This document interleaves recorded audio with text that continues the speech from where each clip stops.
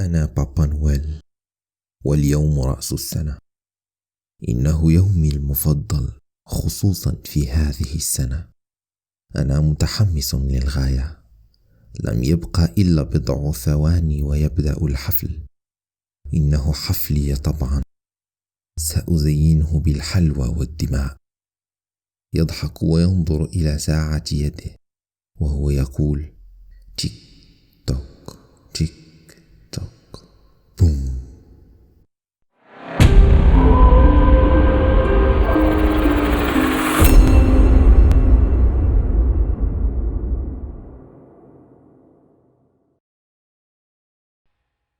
في نفس الوقت كان الأصدقاء الأربعة توم، هنري، كاترين وجيفري ينظرون إلى عقارب الساعة ويعدون بانسجام 1 2 3. ثم تنفجر عدة انفجارات قوية وسط باريس، وتزين ألوان المفرقعات سماءها. كان المنظر في غاية الجمال. كانت تبدو لا تغفل كشجرة، وأضواء المفرقعات أغصانها. وكان الأصدقاء الثلاثة ينظرون نحوها ويصرخون من شدة الحماس. تتعالى ضحكاتهم وهم يتبادلون القبل والتهاني. بوناني جيفري، بوناني كاترين، بوناني توم. أما هنري كان يغلق أذناه من شدة صوت المفرقعات ويبكي. نظر نحوه توم. هنري ماذا بك أيها الحقير؟ تبكي مثل الأطفال. ينفجر الثلاثة ضحكا عليه، ويمسكه جيفري من قميصه بقوة. لم أكن أعلم أنك تخاف من صوت المفرقعات أيها الطفل الصغير. تقاطعه كاترين. لا يا جيفري، إنه يظنها أصوات القنابل. ويضحكون عليه مرة أخرى. يقاطع ضحكاتهم هنري بصوت متقطع. لقد ذكرني صوتها بما فعلناه العام الماضي. يدفعه توم بقوة ويحاول ضربه.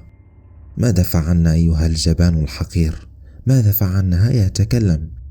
يمنعه جيفري من ضربه، ثم ينسحب هنري بسرعة من المكان، وتوم يصرخ من ورائه: هيا اجري إلى أمك أيها الطفل الجبان واختبئ جيدا. هذا أفضل من أن تفسد علينا احتفالنا. يقاطعه جيفري. دعك منه، لقد ذهب. واختفى هنري بين الحشود. ساد الصمت لبرهة من الزمن بين الثلاثة. ثم كسرته كاترينا. ماذا بكم يا أصدقاء؟ هل انتقلت لكم العدوى من ذلك الجبان؟ تقصد هنري. قالت توم مازحا وهو يقلد صوت هنري. لقد ذكرني صوت المفرقعات بما فعلناه العام الماضي. وانفجروا ضحكا. ثم قاطعهم جيفري.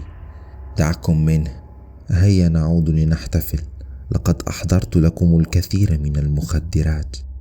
كاترين: حقا؟ وهل أحضرت الهيروين؟ جيفري: بكل تأكيد. ثم يقاطعهم توم: إذن ماذا تنتظر؟ هيا بنا لنحتفل. ركب الثلاثة في السيارة وتوجهوا إلى منزل كاترينا الذي كانت قد جهزته من قبل للحفل. كان المنزل عبارة عن فيلا فخمة منعزلة قليلا عن باقي المنازل. والجيد في الأمر أن أبويها سافرا للاحتفال برأس السنة بإيطاليا. ينزل الأصدقاء الثلاثة من السيارة، وتصل رسالة إلى هاتف كاترينا. يتقدم جيفري وتوم نحو باب المنزل، بينما تأخرت كاترينا عنهم ببضع خطوات، وهي تبحث عن هاتفها داخل حقيبة يدها. يخاطبها جيفري: كاترينا، أسرعي وافتحي لنا الباب. ترد عليه: هل أصبحت غبيا؟ أدخل كلمة السر وسيفتح الباب. يجيبها جيفري وهو يحاول التذكر: لم أعد أذكره. كاترينا: يا إلهي، لم تعد غبيا فقط، بل وحقيرا كذلك، لأنك نسيت تاريخ عيد ميلادي. يضحك عليه توم ويدفعه بلطف: ابتعد من أمامي. حتى هنري الجبان لم ينساه يوما. ويدخل كلمة السر 29 07 2001.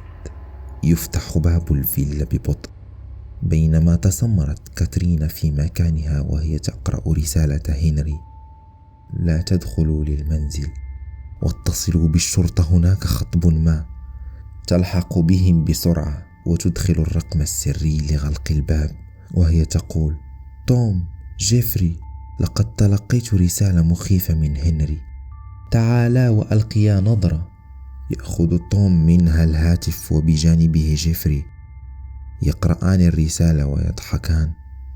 ثم يقول توم: هنري الجبان لقد أصبح يمتلك القليل من الجرأة والشجاعة.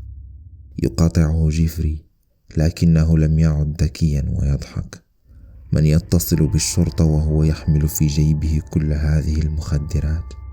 كاترينا: اصمت يا جيفري، كلنا نعلم أنه هو أذكانا وأنت أغبانا، أخاف أن يكون محقا.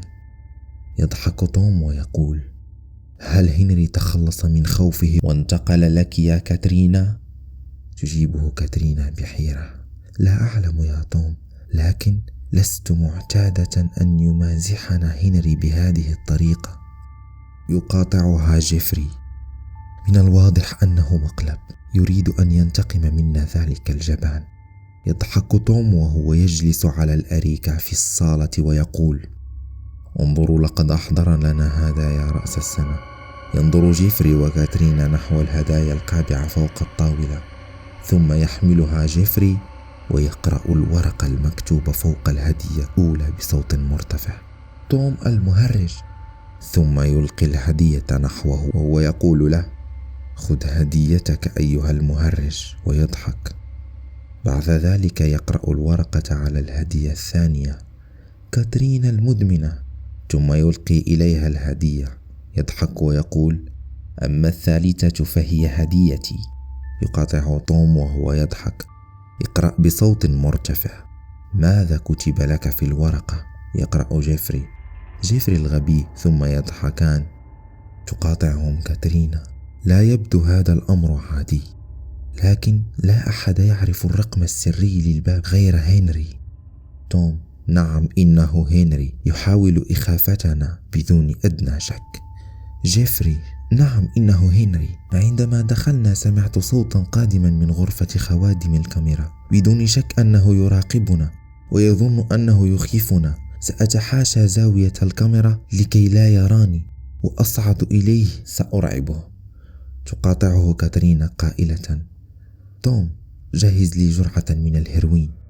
يرد توم عليها: أوكي. ثم يخرج قطعة الألمنيوم من جيبه. ينسحب جيفري بحذر من الكاميرات الموجودة بالمنزل، بينما تحاول كاترينا فتح هديتها. يأخذها منها توم ويرميها بعيدا وهو يقول: دعك من هذا الآن واعطني الولاعة. تمدها له وهي تقول: خذ، أريد أن أرى ما بداخل هذه الهدايا الغبية. توم: انسي أمرها واملئي لنا كؤوس الخمر. تقرع الكؤوس ويقولون في آن واحد: نخبك، ويشربان. صعد جيفري السلالم بحذر دون أن يصدر أي صوت حتى صار أمام باب الغرفة، ثم ألقى نظرة داخلها وقال محدثا نفسه وهو يبتسم ابتسامة خفيفة: هنري، لقد نلت منك أيها الحقير. وتقدم نحوه ببطء شديد. كان خلفه مباشرة فيما كان هنري جالسا على كرسي دون حراك وينظر نحو جهاز الكمبيوتر الذي ملأ الغرفة ضوءا. مد جيفري يده ببطء نحو هنري، وقبل أن يلمسه خرج شخص آخر من وراء الباب وأمسك جيفري بقوة من الخلف، وبسرعة خاطفة خنقه وحقنه بمادة منومة. حاول الصراخ والمقاومة، لكن لم تصدر منه إلا مهمهات خافتة وحركات ضعيفة. سرعان ما سرى في جسده المخدر وخارت قواه كليا وسقط أرضا. قفزت كاترينا نحو توم ممسكة به بقوة، حتى أنها أسقطت من يده الحقن الذي كان يملأها بالهيروين، وقالت له بخوف شديد: ما هذا الصوت يا توم؟ نظر نحو السلالم دون أن يكترث لسؤالها، ونادى بأعلى صوته: جيفري، جيفري، أين أنت؟ صمت لبرهة ينتظر الاستجابة دون جدوى. لقد تمكن الخوف منه هذه المرة، ثم أعاد النداء مرة أخرى، لكن هذه المرة لهنري. هنري أيها الحقير، كفاك مزاحا، لم يعد هذا مضحكا. لا زال الصمت مسيطرا. قرر أن يذهب للأعلى ويتحقق بنفسه من هذا الموقف الغريب، فيما تسمرت كاثرين في مكانها وهي تقول له بصوت كالهمس: لا، لا تذهب وتتركني وحدي. يجيبها بصوت خافت: لا تخافي، انتظري هنا ولا تتحركي، سأعود إليك بسرعة. ويصعد للأعلى ببطء شديد وهو ينادي عليهم: هنري، جيفري، أجيباني، لم يعد الأمر مجرد مزحة. يضغط بابا نويل أنتري، ويبدأ جهاز الكمبيوتر العد تنازليا، ثم يختبئ بابا نويل خلف الباب ويعد بدوره خطوات توم وهو يقترب من باب الغرفة بإشارة أصابعه. 1 2 3. يقف توم في باب الغرفة، وتقع عينه أولا على هنري الجالس على الكرسي بدون حراك، ثم ينظر إلى يساره ويرى جيفري ممددا في الأرض. يقول باندهاش: جيفري. ثم ينطلق صوت قوي من جهاز الكمبيوتر يشتت انتباه توم، وينظر نحوه برعب شديد. لقد اختفت فيديوهات الكاميرات، ولا يظهر على شاشته الكبيرة المعلقة بالحائط إلا صفرا كبيرا يومض بالأحمر. ثم تنقطع الكهرباء ويشعر بضربة قوية على رأسه. على إثر صوت سقطة توم وانقطاع الكهرباء تصرخ كاترينا، وتسمرت في مكانها لبرهة من الزمن، ثم انطلقت بسرعة نحو باب المنزل تحاول إدخال الرمز السري، لكن دون جدوى.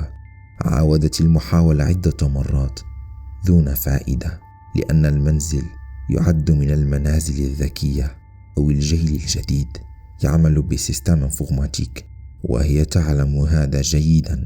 بدون كهرباء فهو مجرد خردة. ومع ذلك وصلت المحاولة بسبب الذعر، وهي تدفعه بقوة وتصرخ: أوسكو، أوسكو. الآن لا أحد يستطيع الخروج منه أو الدخول له إلا إذا عادت الكهرباء. لذلك كان بابا نويل يحقن توم بالمخدر على مهل.